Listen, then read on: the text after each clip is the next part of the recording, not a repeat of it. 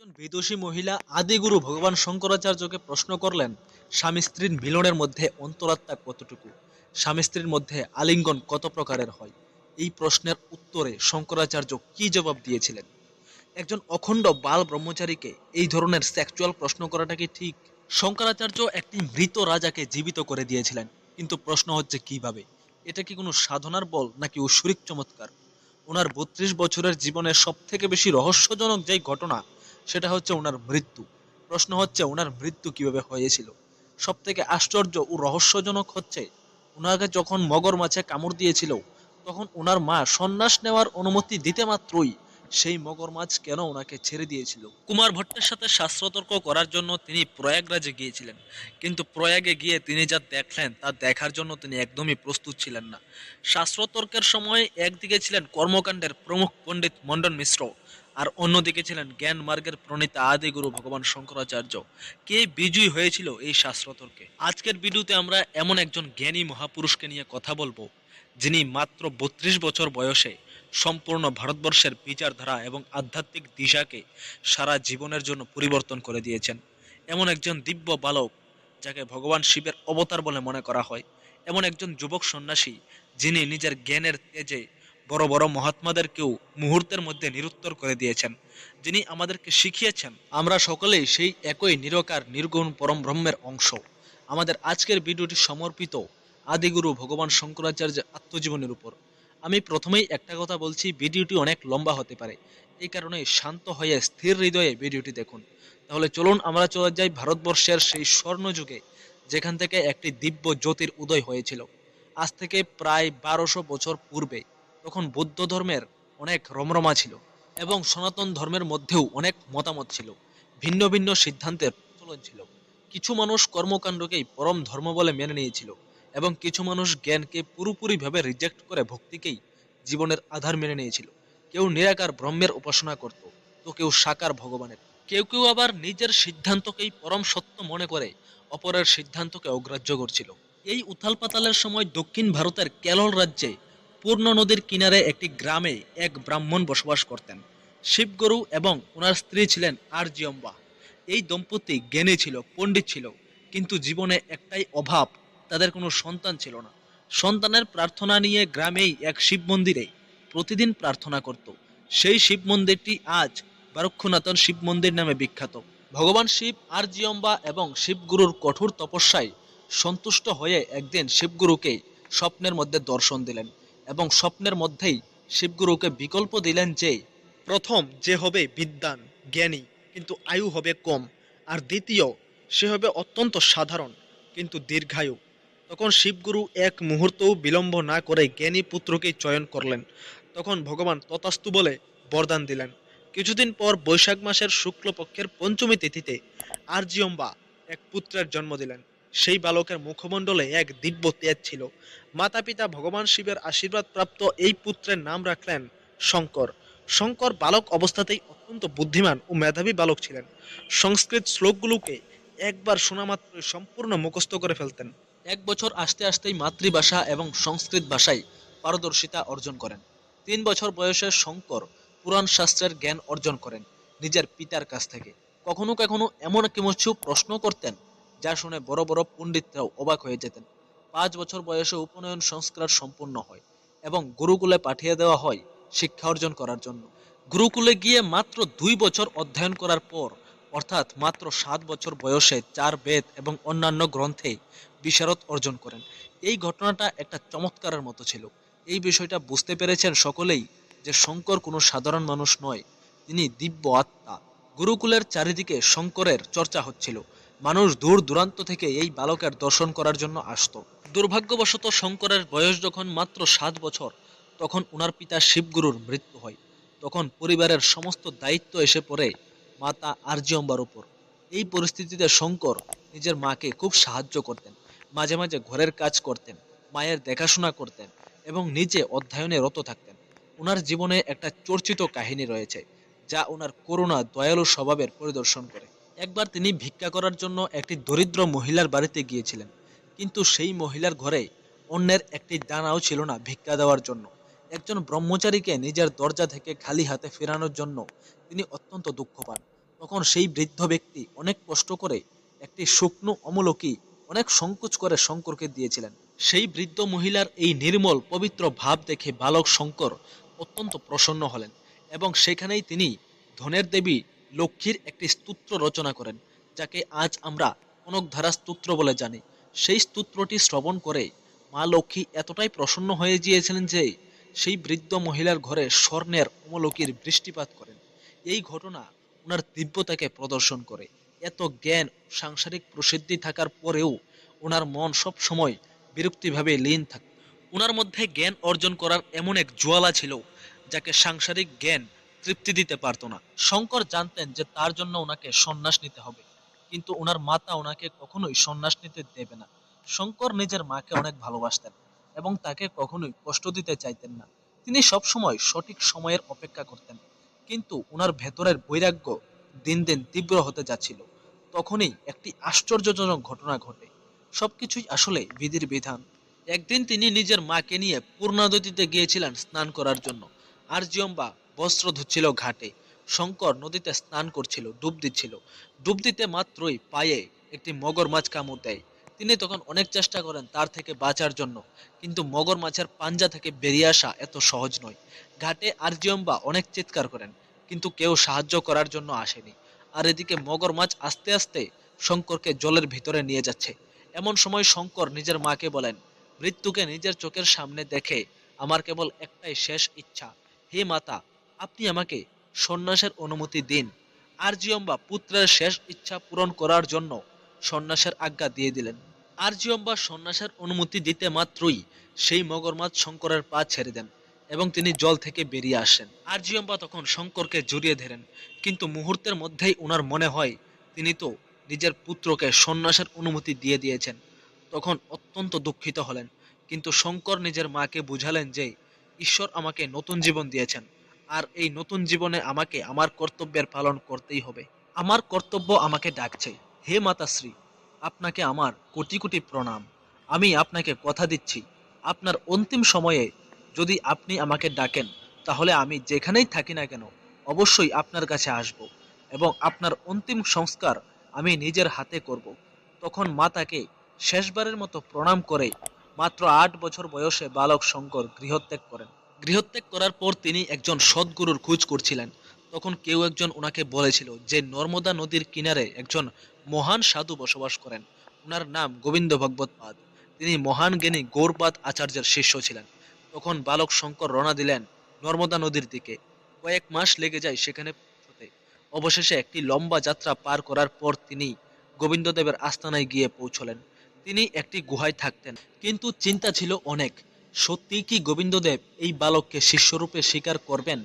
8 বছরের এক বালক কিভাবে একজন মহান তপস্বীকে প্রভাবিত করবেন? অবশেষে গোবিন্দদেবের সাথে সাক্ষাৎ হয় বালক শঙ্করের। গোবিন্দদেব প্রথম সম্পর্কে তিনি প্রশ্ন করেছিলেন যে, কে তুমি? তখন বালক শঙ্কর যেই উত্তর দিয়েছিল তা আজও অদ্বৈত বেদের সিদ্ধান্তের সার বলে মনে করা হয়। শঙ্করাচার্য নিজের পরিচয় দিতে গিয়ে গোবিন্দদেবকে উত্তর দিয়েছেন যে, মনোবুদ্ধি চিত্তানি নাহম ন চ সূত্র জেহবে ন চ ঘ্রাণ নেত্রে ন চ ভৌম ভৌমির্ণ তেজনা বায়ুশ্চিদানন্দ রূপম শিবোহম শিবোহম শিবোহম। এই শ্লোকের অর্থ হচ্ছে, আমি মন, বুদ্ধি, অহংকার অথবা স্মৃতি নই। আমি কান, জিহ্বা, নাক, চক্ষু নই। আমি আকাশ, পৃথিবী, আগুন, বায়ু নই। আমি চেতনা, আমি আনন্দ, আমি শিব, আমি শিব। বালক শঙ্কর নিজের সম্পূর্ণ আত্মজ্ঞানের পরিচয় এই একটি শ্লোকের মাধ্যমে দিয়েছিলেন। শঙ্করকে দেখেই গোবিন্দদেব বুঝে গিয়েছিলেন যে এই বালক ধরিত্রীর কল্যাণে জন্ম নিয়েছিলেন, যার ভবিষ্যৎবাণী ওনার গুরুদেব শ্রী গৌরপাদ আচার্য করেছিলেন। তখন গোবিন্দদেব বালক শঙ্করকে নিজের শিষ্যরূপে স্বীকার করেন এবং সমস্ত বিধিবিধানের পালন করে শঙ্করকে সন্ন্যাস দীক্ষা দিয়েছিলেন। তিনি যৌগিক ক্রিয়া এবং ধ্যানের গভীর অনুভূতি এবং বেদান্তের অনেক গূঢ় রহস্যকে বিস্তারিতভাবে অনুভবের সাথে জ্ঞান অর্জন করেন। শঙ্কর একজন আদর্শ শিষ্যের মতো গুরুদেবের সেবা করেন এবং গুরুদেবের থেকে জ্ঞান লাভ করেন। এই গুরু শিষ্যের মধ্যে একদিন এমন একটি ঘটনা ঘটেছিল যা গুরুদেবের হৃদয়ে শঙ্করের যোগ্যতার সম্পূর্ণ প্রমাণ দিয়ে দেয়। একদিন নর্মদা নদীতে জোয়ার আসে। গুরু গোবিন্দদেব গুহার মধ্যে সমাধিতে লীন ছিলেন। নর্মদা নদীর এই জোয়ার দেখে সমস্ত শিষ্যরা নিজেদের কুটিরে চলে গেলেন ভয়ে, কিন্তু শঙ্কর সেখানেই দাঁড়িয়ে থাকলেন। এবং ভাবতে লাগলেন যে যদি এই জল গুহার মধ্যে প্রবেশ করে তাহলে গুরুদেবের সমাধি ভঙ্গ হবে। তখন বালক শঙ্কর নিজের কমণ্ডল সেই গুহার সামনে রেখে দিলেন এবং মন্ত্র উচ্চারণের মাধ্যমে জোয়ারের সমস্ত জলকে কমণ্ডলের মধ্যে যোগ বলে সমাহিত করে নেন। গুহার মধ্যে একটু জলও প্রবেশ করতে পারেনি। যখন গোবিন্দদেব এই ঘটনা দেখলেন তখন তিনি শঙ্করের যোগ সিদ্ধি এবং গুরুভক্তি দেখে অত্যন্ত প্রসন্ন হলেন এবং নিজের শিষ্যকে কাশীতে যাওয়ার আদেশ দিলেন। কাশীতে গিয়ে গীতা, উপনিষদ ও বেদান্তের উপর ভাষ্য লেখার আদেশ দিলেন। তখন গুরুদেবকে প্রণাম করে শঙ্কর বেরিয়ে পড়লেন কাশীর যাত্রায়। গোবিন্দদেবের থেকে জ্ঞান লাভ করার পর শঙ্কর হয়ে উঠলেন ভগবৎপাদ শ্রী শঙ্করাচার্য। কাশীতে গিয়ে মণিকর্ণিকা ঘাটে শঙ্করাচার্য নিজের আশ্রম তৈরি করলেন। কাশীতে কিছুদিন থাকার পরেই নিজের তেজস্বী ব্যক্তিত্বের কারণে কাশীতে ওনার চর্চা হতে শুরু করলো। দূর দূর থেকে বহু বিদ্যার্থীরা শঙ্করাচার্যের কাছে আসতো বিদ্যা লাভ করার জন্য এবং ভগবান শঙ্করাচার্য তাদেরকে বিদ্যাদান করতেন। এদের মধ্যে শঙ্করাচার্যের সবথেকে প্রিয় শিষ্য ছিল সনন্দন। এই সনন্দন পরবর্তীতে পদ্মপাদ আচার্য নামে বিখ্যাত হয়েছিল। গুরুদেবের আদেশ অনুসারে শঙ্করাচার্য সর্বপ্রথম ব্রহ্মসূত্রের উপর নিজের ভাষ্য লিখলেন। ব্রহ্মসূত্রকে বেদান্ত সূত্রও বলা হয়। এই গ্রন্থ লিখেছিলেন মহর্ষি ব্যাসদেব। অত্যন্ত নিগুড় এবং সংক্ষিপ্ত একটি গ্রন্থ ছিল ব্রহ্মসূত্র। ব্রহ্মসূত্রের অসাধারণ ব্যাখ্যার মাধ্যমে শঙ্করাচার্য ভারতবর্ষের দার্শনিক জগৎকে পুরোপুরিভাবে পরিবর্তন করে দেয়। ওনার ভাষণের একমাত্র আধার ছিল অদ্বৈত সিদ্ধান্তকে প্রস্তুত করা। এখানে আমি ছোট্ট করে অদ্বৈত বেদান্তের ব্যাখ্যা করছি। অদ্বৈত সিদ্ধান্তের মূল সার হচ্ছে অহম ব্রহ্মাস্মি। এই সম্পূর্ণ জগৎ সংসারে একটাই একমাত্র সর্বোচ্চ চালিকা শক্তি রয়েছে, এটা হচ্ছে ব্রহ্ম এবং তিনি নিরাকার, নির্গুণ। ভক্তিমার্গে যেভাবে সাকার ব্রহ্মের উপাসনা করা হয়, অদ্বৈত সিদ্ধান্তে সেখানেই নির্গুণ নিরাকার ব্রহ্মের উপাসনা করা হয়। এই চরাচর বিশ্ব সংসারে একমাত্র ব্রহ্মই পরম সত্য, আর বাকি সবকিছুই মায়া। ব্রহ্ম সত্যম জগৎ মিথ্যা। মায়াকে ভালো করে বোঝানোর জন্য ভগবান শঙ্করাচার্য একটি অসাধারণ উদাহরণ দিয়েছেন। মনে করুন আপনি একটি অন্ধকার ঘরে আছেন, সেখানে একটি রশি পড়ে আছে, আর সেই রশিকে অন্ধকারে আপনি ভুলে সাপ মনে করে ফেলেছেন। তো আপনি সেই রশিটিকে সাপ মনে করেছেন, তখন থেকেই আপনার ভয় হতে শুরু করলো, আপনার হার্টবিট বেড়ে গেল, আপনি হয়তো ভয়ে চিৎকার করতে শুরু করলেন। তাহলে আপনার মস্তিষ্কের সমস্ত প্রতিক্রিয়া আপনার অন্তরাত্মার গভীরতা থেকে আসছিল। একটা আসল সাপ হলে আপনার যেই প্রতিক্রিয়া হতো, এখানেও আপনি সেই প্রতিক্রিয়া দিচ্ছেন। কিন্তু বাস্তব কথা হচ্ছে সেখানে কোনো সাপ ছিল না, ছিল মাত্র একটা দড়ি। যেই মাত্র আপনি ঘরে প্রদীপ জ্বালালেন, তখন আপনি কাছে গিয়ে দেখলেন যে সেটা তো সাপ না, সেটা আসলে একটা দড়ি। আর ওই মুহূর্তে আপনার সমস্ত ভ্রম বিলীন হয়ে গেল। এটাই হচ্ছে মায়া। আমরা অজ্ঞানতার অন্ধকারের কারণে এই জগৎ সংসারের সমস্ত পদ প্রতিষ্ঠা এবং ভোগাদিকেই সুখের একমাত্র আধার বলে মনে করি। কিন্তু যেই মাত্র আমাদের হৃদয়ে জ্ঞানের কিরণ প্রবেশ করে, আমরা ওই মুহূর্তেই বুঝতে পারি যে এই সংসার আসলে মিথ্যা। যাকে আমরা বাস্তবেই আনন্দ বলে ভেবে নিয়েছিলাম, সেটা আনন্দ না। যেটাকে আমরা সাপ ভেবে ভুল করেছিলাম, সেটা তো বাস্তবে একটা দড়ি মাত্র।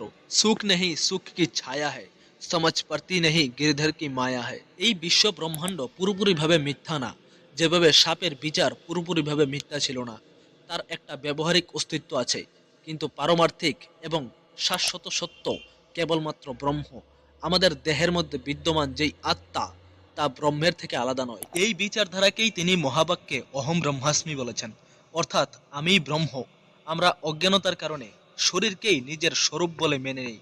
আমরা মনে করি যে আমি একজন ডাক্তার, আমি একজন শিক্ষক, আমি একজন ডান্সার। এটাই হচ্ছে আমাদের ভ্রম। যতক্ষণ পর্যন্ত আমির সাথে কোনো কিছু জড়িত থাকবে, ততক্ষণ পর্যন্ত ব্যক্তি অজ্ঞানী। এটাই পরম সত্য। ভগবান শ্রীকৃষ্ণ গীতায় বলেছেন, বাসাংসি জীর্ণানি যথা বিহায় নবানি গ্রহাণি নরহু পরাণি তথা শরীরানি বিহায় জীর্ণা নন্ন সংজাতি নবানি দেহি। শঙ্করাচার্যের জীবনে এমন একটি ঘটনা ঘটেছিল যা অদ্বৈত সিদ্ধান্তকে আরো মজবুত করে দিয়েছিল। একদিন শঙ্করাচার্য গঙ্গা স্নান করে যাচ্ছিলেন। এমন সময় একটি চণ্ডাল আসছিল। চণ্ডালকে তখনকার সময়ে নিম্ন অর্থাৎ অস্পৃশ্য জাতির গলে মনে করা হতো, যাকে সমাজ রিজেক্ট করে দিত। সেই চণ্ডালকে আসতে দেখে শঙ্করাচার্য রাস্তা থেকে সরে গিয়ে তাকে যাওয়ার পথ করে দিলেন, যাতে ওনার গায়ে সেই চণ্ডালের স্পর্শ না লাগে। তখন সেই চণ্ডাল বলল, আপনি তো একজন জ্ঞানী মহাপুরুষ, সবাইকে অদ্বৈত সিদ্ধান্তের জ্ঞান দেন, তাহলে আপনার ক্ষেত্রে এই ভেদাভেদের বিচার কি সাজে? আমার মধ্যে যেই আত্মা বিরাজমান, আপনার শরীরেও তো সেই আত্মা বিদ্যমান। তাহলে আপনি কেন আমাকে ঘৃণা করছেন? সূর্যের প্রতিবিম্ব গঙ্গা জলেই দেখা যাক অথবা মদিনার পাত্রে দেখা যাক, এতে সূর্যের মধ্যে কি কোনো ভেদাভেদ চলে আসবে? তখন ভগবান শঙ্করাচার্য নিজের ভুল বুঝতে পারেন এবং সেখানেই সেই চণ্ডালকে সাষ্টাঙ্গ প্রণাম করেন এবং সেখানেই মনীষা পঞ্চক্রম স্তোত্র রচনা করেন। এই স্তোত্রের মূল সিদ্ধান্ত ছিল, যদি কোনো ব্যক্তি এই দৃঢ় জ্ঞান হয়ে যায় যে সে কোনো দেহ নয়, সে হচ্ছে দিব্য আত্মা, তাহলে ওই ব্যক্তি আমার গুরু। এই ঘটনার পর শঙ্করাচার্যের অদ্বৈত সিদ্ধান্ত আরো মজবুত হয়েছিল এবং ওনার প্রচার প্রসারের নাম যশ পেয়েছিল। উনি নিজের সিদ্ধান্তকে শুধুমাত্র দর্শন শাস্ত্রের আধারে উপস্থাপন করেননি, বরং ওনার সিদ্ধান্তের আধার ছিল অনুভব। উনি ব্রহ্মসূত্র ছাড়াও শ্রীমদ্ ভগবদ গীতা, উপনিষদ এবং ইত্যাদি গ্রন্থের উপর ভাষ্যালোচনা করেন। এই তিনটিকে মিলে একসাথে বলা হয় প্রস্থানত্রয়ী, যা বেদান্তের একটি মুখ্য স্তম্ভ। তিনি এই তিনটি স্তম্ভের মাধ্যমেই অদ্বৈত সিদ্ধান্তকে শাস্ত্রসম্মতভাবে সঠিক বলে প্রমাণিত করেন, কিন্তু অদ্বৈত সিদ্ধান্তকে পুরোপুরিভাবে মজবুত এবং সমাজে চিরস্থায়ী একটা বিচারধারা বানানোর জন্য কেবলমাত্র ভাষ্য লেখা এবং প্রচার প্রসার করা পর্যাপ্ত ছিল না।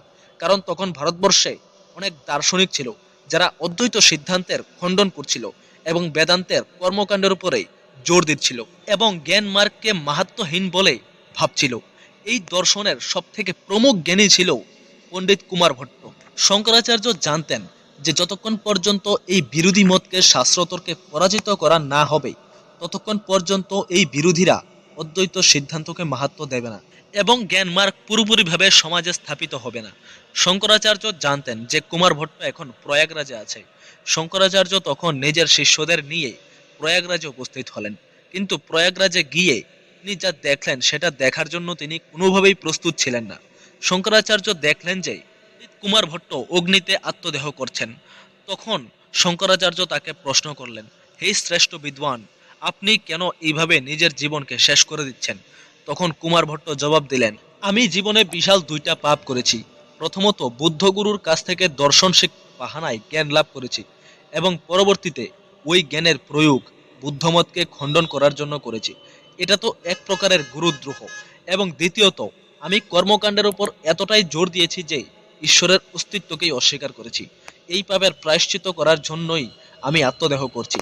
তখন শঙ্করাচার্য কুমার ভট্টকে অদ্বৈত বেদের জ্ঞান দিলেন এবং আশ্বাস দিলেন যে জ্ঞানের কিরণ দিয়ে মহান থেকে মহান পাপকেও বশীভূত করা যায়। কুমার ভট্ট শঙ্করাচার্যের জ্ঞানের থেকে অনেক প্রভাবিত হয়েছিলেন এবং বললেন, হে যুবক সন্ন্যাসী, আমি তোমার জ্ঞানে অত্যন্ত সন্তুষ্ট হয়েছি, কিন্তু আমি এখন আত্মদহ করার সংকল্প করেছি। এখন তা ফিরিয়ে নেওয়া আমার পক্ষে অসম্ভব। তবে যদি তুমি সত্যি সত্যি কর্মকাণ্ডের এই সিদ্ধান্তকে শাস্ত্রতর্কের মাধ্যমে পরাজিত করতে চাও, তাহলে তোমাকে আমার সব থেকে যোগ্য শিষ্য মণ্ডন মিশ্রকে শাস্ত্রে পরাজিত করতে হবে। মণ্ডন মিশ্র বর্তমানে মাহেশমতি নগরে বসবাস করছে। যদি তুমি মণ্ডন মিশ্রকে শাস্ত্রতর্কে পরাজিত করতে পারো, তবে অদ্বৈত সিদ্ধান্ত চিরকালের মতো স্থাপিত হতে পারে। তখন শঙ্করাচার্য কুমার ভট্টের অন্তিম সংস্কার করে শিষ্যমণ্ডলের সাথে মাহেশমতি নগরের দিকে রওনা দিলেন। অনেক কষ্টে মণ্ডন মিশ্রের খোঁজ পেলেন। মণ্ডন মিশ্র ছিলেন তখনকার সময়ে ভারতবর্ষের কর্মকাণ্ডের সব থেকে প্রখ্যাত বিদ্বান। শঙ্করাচার্য মণ্ডন মিশ্রকে শাস্ত্রতর্কের চ্যালেঞ্জ করলেন। মণ্ডন মিশ্র একটু অহংকারী পণ্ডিত ছিলেন। যুবক সন্ন্যাসীর এই চ্যালেঞ্জকে তিনি অ্যাকসেপ্ট করলেন। কিন্তু এখন প্রশ্ন হচ্ছে, এই শাস্ত্রতর্কের বিচারক কে হবেন? কোনো সাধারণ ব্যক্তিকে এই দুইজন মহান পণ্ডিতের শাস্ত্রতর্কের বিচারক বানিয়ে দিলে তো আর হবে না। তখন নিশ্চিত হয় মণ্ডন মিশ্রের ধর্মপত্নী দেবী উভয় ভারতী এই শাস্ত্রতর্কের মধ্যস্থতা করবেন। দেবী উভয় ভারতী একজন গৃহিণী হওয়ার পাশাপাশি অত্যন্ত বিদুষী মহিলা ছিলেন এবং কিছু কিছু গ্রন্থে লেখা আছে যে তিনি সরস্বতীর অবতার ছিলেন। শাস্ত্রতর্কের আগে একটা শর্ত রাখা হয়েছিল, যদি এই তর্কে শঙ্করাচার্য পরাজিত হয়, তাহলে শঙ্করাচার্যকে গৃহস্থ ধর্ম পালন করতে হবে এবং মণ্ডন মিশ্রের কাছ থেকে শিষ্যত্ব অর্জন করতে হবে। আর যদি মণ্ডন মিশ্র পরাজিত হয়, তাহলে উনি গৃহস্থ ধর্ম ত্যাগ করে শঙ্করাচার্যর থেকে দীক্ষা গ্রহণ করে সন্ন্যাসী হতে হবেন। শাস্ত্রতর্ক শুরু হওয়ার আগে দেবী উভয় ভারতী আরও একটা শর্ত রাখেন। তিনি বলেন যে আমি আপনাদের দুজনের গলায় একটি ফুলের মালা দিয়ে রাখব এবং এই শাস্ত্রতর্ক করতে করতে যার গলার ফুলের মালা প্রথমে শুকিয়ে যাবে, তিনি পরাজিত হবেন। এর পেছনে একটা বিজ্ঞান ছিল। বাস্তবে শাস্ত্রতর্কের বিচার শুধুমাত্র জ্ঞান অথবা তর্কের মাধ্যমে করা যাবে না। শাস্ত্রতর্কের বিচার ব্যক্তির আন্তরিক তেজ ও মানসিক শান্তি এবং তার আভামণ্ডলের আধারেই করা হবে। যদি শাস্ত্রতর্ক করা অবস্থায় কোনো ব্যক্তির হৃদয়ে অহংকার অথবা কাম ক্রোধাদির উদয় হয়, তাহলে তার শরীরের এনার্জি এবং তার অরা পরিবর্তন হয়ে যাবে, আর সাথে সাথে ফুলের মালা ধীরে ধীরে শুকিয়ে যাবে। এই শর্ত সকলেই মেনে নিলেন। পরের দিন শুরু হয় সেই ঐতিহাসিক শাস্ত্রতর্ক। এই তর্ক সভায় মাহেশমতি এবং দূর দূরান্ত থেকে আগত অনেক পণ্ডিত ও বিদ্বানরা উপস্থিত ছিলেন। একদিকে ছিল কর্মকাণ্ডের মহান পণ্ডিত গৃহস্থ বিদ্বান মণ্ডন মিশ্র, আর অন্যদিকে ছিল অদ্বৈত সিদ্ধান্তের প্রচারক অখণ্ড বাল ব্রহ্মচারী আদিগুরু ভগবান শঙ্করাচার্য। তর্কের বিষয় ছিল বেদের আধার জ্ঞান নাকি কর্ম। মণ্ডন মিশ্র উত্তর দিলেন, বেদের আধার হচ্ছে কর্ম, যজ্ঞ আদি ইত্যাদি, যার মাধ্যমে স্বর্গাদির প্রাপ্তি হয়। তিনি বলেন, জ্ঞান কেবল কর্মেরই একটা অঙ্গ, নিজের মধ্যে নিজে স্বতন্ত্র নয়। মণ্ডন মিশ্রের বিপরীতে শঙ্করাচার্য তর্ক দিলেন যে কর্মকাণ্ড চিত্তশুদ্ধির জন্য আবশ্যক, কিন্তু কর্ম কখনোই অন্তিম লক্ষ্য না। কর্মের থেকে প্রাপ্ত হওয়া ফল একটা সময় পর শেষ হয়ে যায়, কিন্তু জ্ঞান থেকে প্রাপ্ত করা মুখ্য কখনোই শেষ হয় না, সেটা চিরস্থায়ী। তাই জ্ঞানের দ্বারা মোক্ষ লাভ করাই পরম পুরুষত্ব। তিনি উপনিষদের মহাবাক্য থেকে উদাহরণ দিয়ে প্রমাণ করেন যে বেদের অন্তিম তাৎপর্য আত্মা এবং পরমাত্মার অভিন্নতার জ্ঞান প্রাপ্ত করা। এর বিপরীতে মণ্ডন মিশ্র নিজের তর্ক প্রস্তুত করলেন। এইভাবে শঙ্করাচার্য এবং মণ্ডন মিশ্রের মধ্যে বহুদিন শাস্ত্রতর্ক হয়েছিল। দুইজন জ্ঞানী একে অপরের বিরুদ্ধে নিজের নিজের তর্ক প্রস্তুত করছিলেন। সম্পূর্ণ বাতাবরণ জ্ঞানের ঊর্জায় ভরে গিয়েছিল। দুইজন নিজের নিজের জায়গায় স্বমহিমায় তর্ক দিচ্ছিলেন। কিন্তু ধীরে ধীরে মণ্ডন মিশ্রের তর্ক দুর্বল হতে শুরু করলো। তিনি শঙ্করাচার্যের প্রশ্নের জবাব দিতে পারছিলেন না। সম্পূর্ণ সভা তখন নিস্তব্ধ হয়ে যায়। একটা সময় পর মণ্ডন মিশ্রের গলার ফুলের মালা নিস্তেজ হতে থাকে, কিন্তু শঙ্করাচার্যের গলার ফুলের মালা এখনো তরতাজা ছিল। তখন দেবী উভয় ভারতী নিজের প্রতি মণ্ডন মিশ্রকে পরাজিত ঘোষণা করলেন। এটাই ছিল শঙ্করাচার্যের জীবনের সবথেকে বড় ঐতিহাসিক বিজয়। কর্মকাণ্ডের মুখ্য পণ্ডিত মণ্ডন মিশ্রকে তিনি নীরব করে দিয়েছিলেন, কিন্তু কাহিনী এখনো শেষ হয়নি। শর্ত অনুযায়ী মণ্ডন মিশ্র সন্ন্যাস দীক্ষা গ্রহণ করতে রাজি ছিলেন। তখন মধ্যস্থতা করেন ওনার পত্নী দেবী উভয় ভারতী। তিনি শঙ্করাচার্যকে বলেন, হে যুবক সন্ন্যাসী, শাস্ত্রে স্ত্রীকে স্বামীর অর্ধাঙ্গিনী বলা হয়েছে। অর্ধাঙ্গিনী অর্থাৎ অর্ধেক অঙ্গ। তাহলে আমি আমার স্বামীর অর্ধেক অঙ্গ। আপনার আমাকেও শাস্ত্রতর্কে পরাজিত করতে হবে, তখনই আপনার বিজয় সম্পূর্ণ মনে করা হবে। শঙ্করাচার্য জানতেন যে অদ্বৈত বিচারধারাকে সমাজে স্থাপিত করার জন্য উভয় ভারতীকে এখানে শাস্ত্রতর্কে পরাজিত করতেই হবে। তখন শঙ্করাচার্য দেবী উভয় ভারতের চুনতিকে স্বীকার করেন। এইবার শুরু হয় মহান পণ্ডিত শঙ্করাচার্য এবং বিদুষী মহিলা উভয় ভারতীর মধ্যে শাস্ত্রতর্ক। উভয় ভারতী বেদ, ন্যায় এবং উপনিষদের উপর অনেক প্রশ্ন শঙ্করাচার্যকে করেন। তখন শঙ্করাচার্য অনেক সহজভাবে সেই সমস্ত প্রশ্নের উত্তর দিয়েছিলেন। অনেক দিন পর্যন্ত এই শাস্ত্রতর্ক চলতেই থাকে। একটা সময় পর উভয় ভারতী বুঝতে পারলেন যে শঙ্করাচার্যকে এইভাবে জ্ঞানে কোনোভাবেই পরাজিত করা যাবে না। তখন উভয় ভারতী একটি কূটনৈতিক বুদ্ধি বের করেন। তখন তিনি শঙ্করাচার্যকে এমন একটি প্রশ্ন করেন যার কল্পনা শঙ্করাচার্য হয়তো কখনোই করেননি। উভয় ভারতী তখন কামশাস্ত্র নিয়ে প্রশ্ন করতে শুরু করলেন। তিনি প্রশ্ন করলেন, পতি পত্নীর মধ্যে আলিঙ্গন কত প্রকারের হয়? স্বামী স্ত্রীর মিলনের মধ্যে অন্তরাত্মা কি? শঙ্করাচার্য ছিল একজন অখণ্ড বাল ব্রহ্মচারী। শারীরিক সম্পর্ক, গৃহস্থ জীবন এবং প্রেম সম্পর্কে ওনার কোনো ধারণাই ছিল না। ব্রহ্মচারীর জন্য কামশাস্ত্র নিয়ে অধ্যয়ন করা পুরোপুরিভাবে বর্জিত ছিল। এইবার শঙ্করাচার্য একেবারেই নিরুত্তর হয়ে গেলেন। তিনি ধর্ম সংকটে পড়ে গেলেন। এখন শঙ্করাচার্যের প্রতিযোগিতা থেকে পিছিয়ে আসতে পারবেন না, কারণ যদি তিনি তা করেন তাহলে এটা প্রমাণ হয়ে যাবে যে কর্মকাণ্ডের এই সিদ্ধান্তকে পরাজিত করতে তিনি অক্ষম। সম্পূর্ণ সভা তখন নিস্তব্ধ হয়ে যায়। তখন সবাই ভাবছে এই মুহূর্তে শঙ্করাচার্য কি করবেন। তখন তিনি মধ্যম পথ বেছে নিলেন। তিনি বলেন, আমাকে 1 মাসের জন্য সময় দিতে হবে, কারণ কামশাস্ত্রের বিষয়ে আমার কোনো অভিজ্ঞতা নেই। তখন দেবী উভয় ভারতী ভাবলেন যে কামশাস্ত্রের মতো এত বড় একটি গ্রন্থের সম্পূর্ণ জ্ঞান মাত্র 1 মাসে অর্জন করা অসম্ভব। এই কারণেই উভয় ভারতী শঙ্করাচার্যকে 1 মাসের সময় দিয়ে দিলেন। এরপর শঙ্করাচার্য যে কাজটি করেছিলেন সেটা ওনার যোগী হওয়ার সবথেকে বড় প্রমাণ ছিল। তিনি নিজের শিষ্যদের আদেশ দিলেন ওনার পার্থিব শরীরের রক্ষা করার জন্য, এবং তিনি যোগ সিদ্ধির মাধ্যমে নিজের স্থূল শরীর থেকে সূক্ষ্ম শরীরকে আলাদা করে নিলেন। এটাকে বলা হয় পরকায়া প্রবেশ সিদ্ধি। এমন সময় পাশের রাজ্যের রাজা আমরুক মৃত্যুবরণ করেন। তখন শঙ্করাচার্য সেই রাজার শরীরে প্রবেশ করেন। তখন সেই রাজ্যের রাজত্ব ভার শঙ্করাচার্য নিজে সামলেছিলেন এবং গৃহস্থ জীবনের সমস্ত রীতিনীতি ও দায়িত্ব পালন করেছেন। কিন্তু ধীরে ধীরে রাজ্যের রানী ও মন্ত্রিমণ্ডল লক্ষ্য করলেন যে রাজার ব্যবহার একজন ঋষির মতো হয়ে গেছে। তখন প্রত্যেকের সন্দেহ হয় যে কোনো একজন যোগী মহাপুরুষের আত্মা হয়তো রাজার শরীরে প্রবেশ করেছেন। তখন সম্পূর্ণ রাজ্যে এই ঘোষণা করে দেওয়া হয় যে যদি কোথাও কোনো পরিত্যক্ত দেহ পাওয়া যায় তাহলে তাকে যেন তৎক্ষণাৎ দাহ করা হয়, যাতে করে সেই ঋষি নিজের দেহে পুনরায় ফিরে যেতে না পারে। এদিকে শঙ্করাচার্যের শিষ্যরা ওনার পরিত্যক্ত দেহকে রক্ষা করছেন। 1 মাস পূর্ণ হওয়ার সময় আসলো। শিষ্যদের চিন্তা হচ্ছিল। শঙ্করাচার্যও তখন জানতে পারলেন যে রাজ্যের মধ্যে পরিত্যক্ত দেহকে দাহ করার আদেশ দেওয়া হয়েছে। তখন তিনি তাড়াতাড়ি রাজা আমরুকের শরীরকে পরিত্যক্ত করে গুহায় নিজের শরীরে প্রবেশ করলেন। এবার তিনি শাস্ত্রের সম্পূর্ণ জ্ঞান অর্জন করা একজন ঋষি ছিলেন। তখন তিনি পুনরায় মাহেশমতি নগরে গেলেন এবং দেবী উভয় ভারতীর কামশাস্ত্রের বিষয়ে সমস্ত প্রশ্নের গভীরভাবে ও বিস্তারিত উত্তর দিলেন। দেবী উভয় ভারতীয় তখন বুঝতে পারলেন যে এটা কোনো সাধারণ পুরুষের কাজ নয়। তখন তিনি নিজের পরাজয় স্বীকার করলেন। এইবার শর্ত অনুসারে মণ্ডন মিশ্রকে শঙ্করাচার্যের থেকে দীক্ষা গ্রহণ করে সন্ন্যাস হতে হবে। সন্ন্যাস দীক্ষা গ্রহণ করার পর শঙ্করাচার্য মণ্ডন মিশ্রের একটি নতুন নাম দিলেন, সুরেশ্বর আচার্য। এই সুরেশ্বর আচার্য পরবর্তীতে শঙ্করাচার্যের প্রথম শিষ্যদের মধ্যে এবং প্রমুখ শিষ্যদের মধ্যে একজন হয়েছিলেন এবং বেদান্তের উপর অনেক গুরুত্বপূর্ণ কিছু গ্রন্থের রচনা করেন। মণ্ডন মিশ্রের উপর এই ঐতিহাসিক বিজয় প্রাপ্ত করার পর শঙ্করাচার্য শ্রীমদ্ ভগবদ গীতার উপর টিকা লেখেন এবং তর্কের মাধ্যমে প্রমাণ করেন যে গীতার এই অন্তিম তাৎপর্য হচ্ছে জ্ঞান।